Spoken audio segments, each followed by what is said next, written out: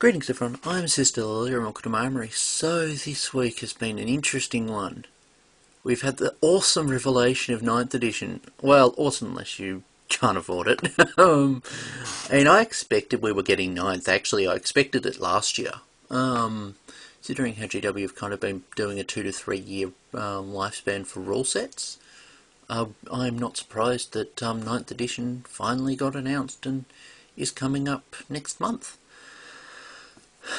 Alongside ninth edition, something else got announced.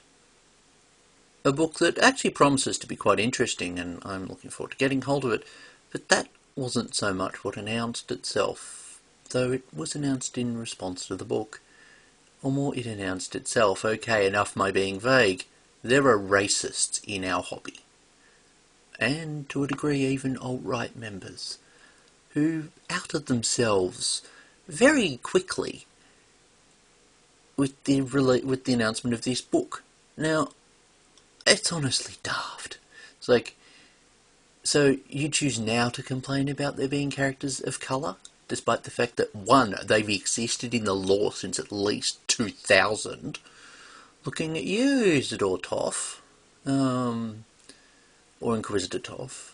Is it Isidore? I'll have him on the screen. And there's honestly no law reason why there shouldn't be Space Marines of colour. I mean, there's Space Marines of pretty much every flavour as long as it's human. And, I mean, the reason there aren't female Space Marines is genetic compatibility with gene seed and recruits, and also the Emperor kind of wanting the Marines to be a boys-only club. That whole silly meme of no girls allowed. That being said, I mean, we've had girls in the Imperial Army since the 80s.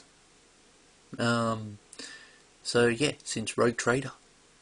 Since the first guardsman ever existed, there were female guardsmen. I think there may have even been a few Marines of colour back then too. Finding pictures from back then is a bit difficult. But yeah, it's like people are bitching about one Marine who kind of looks a bit like John Boyega, who played Finn in Star Wars, being a Marine of colour and going, this isn't law friendly, this shouldn't exist, explain this. And I was like, it doesn't need to. Let's see. Orion, Jonus Orion, the chaplain from the Dark Angels, from the comics involving the Dark Angels, and that, if memory serves, that female Inquisitor in Terminator armour. Horus Heresy, one of the Horus Heresy novels, had a Marine of colour in, I think it was Death Guard armour, without a helmet on. More recently, Solar War had one in the background, and I'm sure I'll find more as time goes on. Also, the Salamanders are charcoal, and the White Scars are Mongolian Marines. Yeah, needless to say, it's stupid bitching from people who really, should be painting models.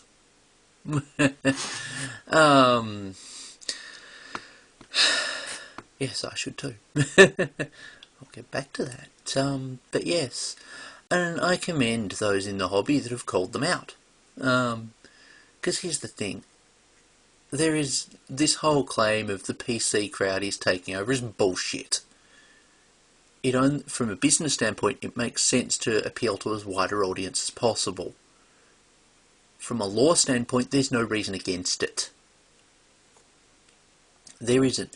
Yes, maybe back in the time of the Horus Heresy when the gene seeds were 100% pure, or as close to 100% as they could be with the Emperor not having having the entirety of the Primarchs left to actually work on with the Legions. Instead he had their genetic material when he made the gene seed, because Chaos kind of nicked them and sequestered them across the galaxy. He could have stopped it, but he looked forward in the future and went, actually, no, I'll let this happen, this works out for the best.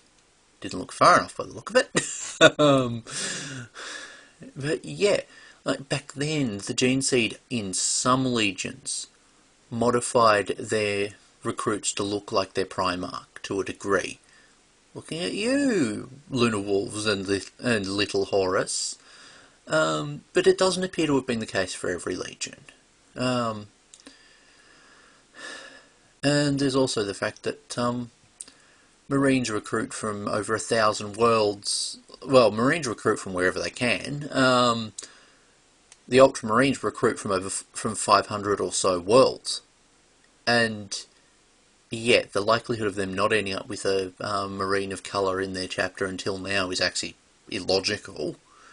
It's very unlikely that they wouldn't have, and that's not counting whether or not you choose to paint your models that way. Thing is, in 40k, xenophobia, as in hatred and fear of non-humans, is perfectly justified, considering the fact that humanity's nearly been annihilated by them many times in its past.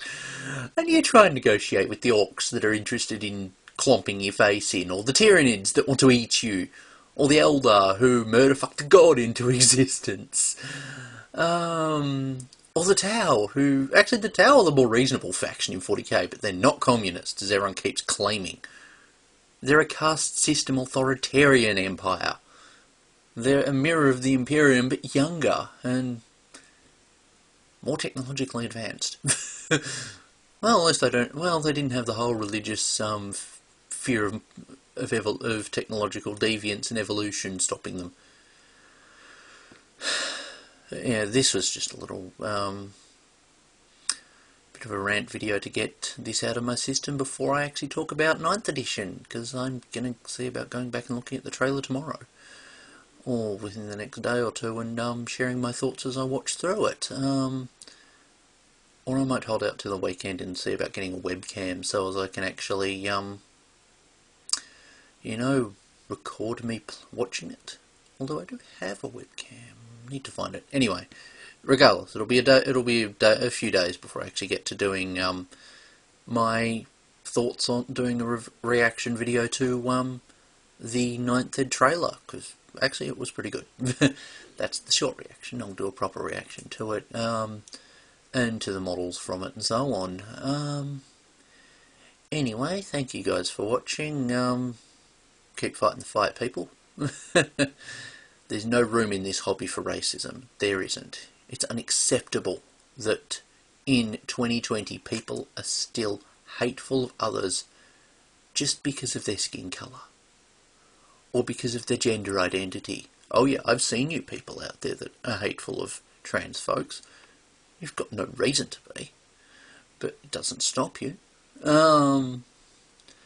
Anyway, this video will probably get buried by YouTube's algorithms, but if it doesn't, I hope you enjoyed. I have disabled the comments section on this one, because otherwise it will just be a toxic cesspit, potentially, depending on how much traction this video gets. Anyway, thank you for watching, and for the Emperor, charge!